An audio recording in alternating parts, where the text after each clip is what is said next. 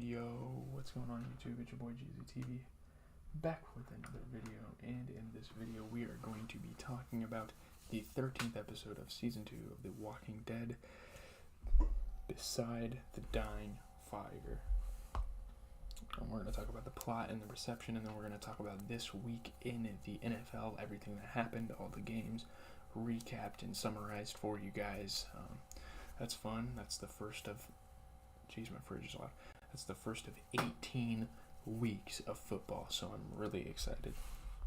So the episode opened showing a horde of walkers as they follow a helicopter overhead, leaving Atlanta and migrating to the countryside over several days. Now you'll see kind of why this is important, why they included this clip, because there's obviously a purpose for everything. This episode is crazy as well. I mean, we have been on a crazy trip here with The Walking Dead over the last 3 episodes. It's been great. As they near the green farm, they hear the sound of a gunshot from the shot that Carl used to kill a reanimated Shane Walsh, and they turn to head towards the farm. So this is what led them to even be out in the field in the first place. The helicopter leaving Atlanta and leading them out. As Rick escorts Carl back to the others, the walker horde emerges from the forest, and Rick and Carl take shelter in the barn. So kind of a crazy father-son moment as these two are kind of fending off the zombies. This is the first really big horde and really big threat that this group has ever gotten. You know, obviously Ed and don't remember the other girl's name. They died towards the beginning, but here it just seems so much worse. Elsewhere, Daryl, Dixon, and Glenn report the death and reanimation of Randall to the others, but also that he turned without being bit, so the other group members are just now starting to kind of realize that you don't have to be bit to actually turn into a walker. So yeah, Glenn and Daryl kind of reporting things. Meanwhile, Carl and Rick are escaping from the zombies. It's kind of insane. This episode is definitely eventful. Lori Grimes asked Daryl to go out and search for Rick and Shane, which, I mean, he's more than willing to do because, I mean, Rick is a really big part of this group.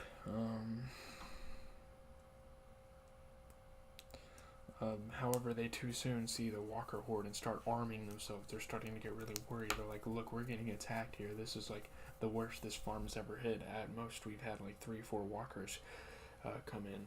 And obviously, you had the thing with the barn and letting the zombies out. And kind of some symbolism, kind of some callbacks to previous episodes. They put lead walkers in a barn to burn them. And that's Rick's intent towards the walkers versus Herschel's intent. So there's some great symbolism. Yeah.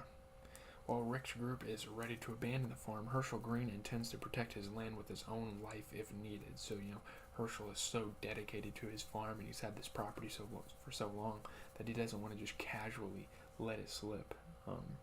Which is good, but I mean, let's be realistic here. You're probably not going to get your farm back. As the group starts to dispatch walkers, Rick and Carl are able to lure a number into the barn and set it ablaze. Now, what happens next is very selfish of Rick, but obviously it's a side character that didn't get much dialogue, much screen time, so I don't really care that this guy died. Jimmy drives the RV near the barn and allows Rick and Carl to safely escape, but he is killed when the walkers overrun the RV. There's a lot of plot convenience in this episode, which is something I'm not that big of a fan of, but it still turns out to be a great episode here. Jimmy obviously gets killed in the RV by the walkers. Yeah. Which sucks, but he's a hero for that, so praising him. The group quickly realizes they are outnumbered and they all attempt to escape to safety. And in the process, we get another death out of the group. Patricia is killed as walkers overtake the Green household, and Rick convinces Herschel to abandon his property as it is a lost cause. Now, at first, I don't remember the fate of Herschel, which is good that I'm rewatching this and I'm kind of starting to figure things out. I thought he was going to die here. I was like, look, he's going to stay and protect his land. That would be a beautiful way for him to go out. But the show decides, no, we're going to keep Herschel around for a little bit. Yeah. Everyone escapes in groups, except for Andrea, who is separated from the others, which is kind of unfortunate that at the same time Shane already died. So I feel like the show is directing towards trying to kill her as well. But just as we think that, Unknown to them, she manages to escape the farm only to run into a mysterious hooded figure who has 2 armless walker pets and wields a katana. Some fantasy shit. This show is kind of veering off in a weird direction with this one. This is not something you would see in the ordinary world, but it happens, so I guess so. And I do remember this girl. She's like a black girl, and she has like her walkers. I think they're like her brothers or something. That might be the story. Yeah, I remember this character now. The surviving group reunites on the highway that they had been taking to reach Fort Benning at the start of the season and assume Andrea is dead. So if someone gets left behind, you almost have to assume that they're dead. And there's definitely some plot convenience here, like all the group uniting perfectly together. It's like that's not really realistic. I don't know how they did that. I guess they headed towards the highway because they knew that was the safe haven. They knew that was the meeting spot for the rest of the group. I don't know. It's kind of a weird situation. Yeah. With the remaining vehicles, they travel on back roads to avoid hordes until one runs out of gas. That's the car that Rick and them are in, and yeah. So it like runs out of gas, which is unfortunate, obviously. They camp for the night where Daryl pressures Rick on how Randall's body had reanimated without a walker bite. He's like, Rick, please tell us what's going on. You probably know. Rick reveals what Dr. Edwin Jenner whispered in his ear. That this is the thing that he got whispered in his ear this whole time, and Rick knew it. He didn't want to tell the group. And it's a really crazy revelation. They are all infected carriers of the walker pathogen and become walkers if they die for any reason, which Rick hadn't believed until he saw Shane turn. So, there you have it, guys. The storyline that is finally closing about Jenner telling Rick. Rick also reveals to a shocked Lori that he had been forced to kill Shane, and Carl had shot his reanimated form, and Lori obviously, justifiably cannot handle all of this information she's just received, and she's just an emotional mess in the episode. So as the group continues to debate, the others, save for Daryl and Herschel, start to lose their faith in Rick as a leader. Daryl and Herschel are still strong believers in Rick. They believe his agendas. Yeah. A noise echoing in the distance places the group on high alert, but Rick does not allow anyone to investigate. They need to stay together. They need to coop up for the night. Yeah, Carol Palladier urges Rick to take action, causing Rick to snap, saying that he never asked that he be put in charge, and blurting out that he had killed Shane for their sake. He just has a meltdown. It's just going down. This group is even more broken than when Dale was talking about it.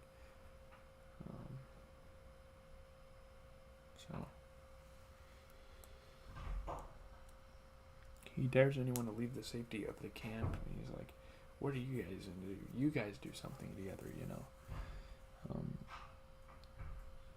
He dares anyone, or when nobody leaves, he issues a final warning. If you're staying, this isn't a democracy anymore, establishing his position as leader of the group. Afterwards, the group is shown to be unknowingly camped near a prison, which is obviously a very iconic setting in The Walking Dead. So yeah, there's that. I just kind of want to get through this video. Fans who have been complaining about this season's relative complacency finally got their gore and more when the farm was overrun by suddenly, strangely single-minded walkers.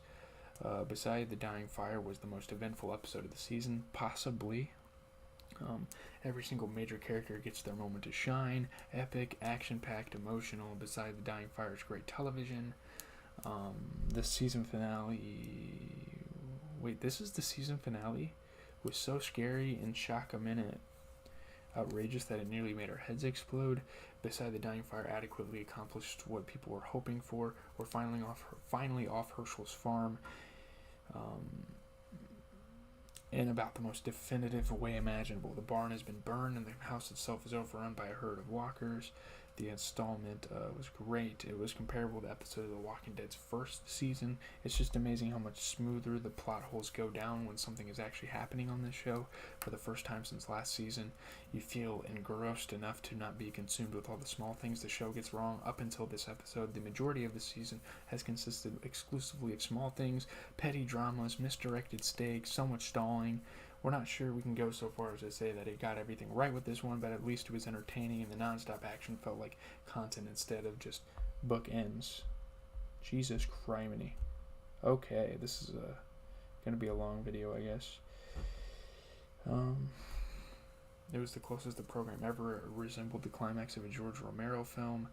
Beside the dying fire sufficiently encompassed a climax for its storylines, it left the audience anticipating for future installments. The Walking Dead season finale did that wonderfully, wrapping up several loose threads before pointing the compass directly at the heart of Season 3. In a closing shot similar to that of this season's penultimate episode, the producers literally glanced over the horizon at a giant prison, which we're willing to bet elicited one of two reactions. If you've read the graphic novels, you probably said it's about damn time. Whereas if you're just a Walking Dead novice, your take was probably some variation on what the fuck was that. This is the balance the producers wanted to strike, and they did it brilliantly. The program delivered what was described as a bloodbath. The episode followed a dark and frenetic convention with flair. Beside the Dying Fire evoked elements of various films of George Romero, as well as the historic epic film Gone with the Wind.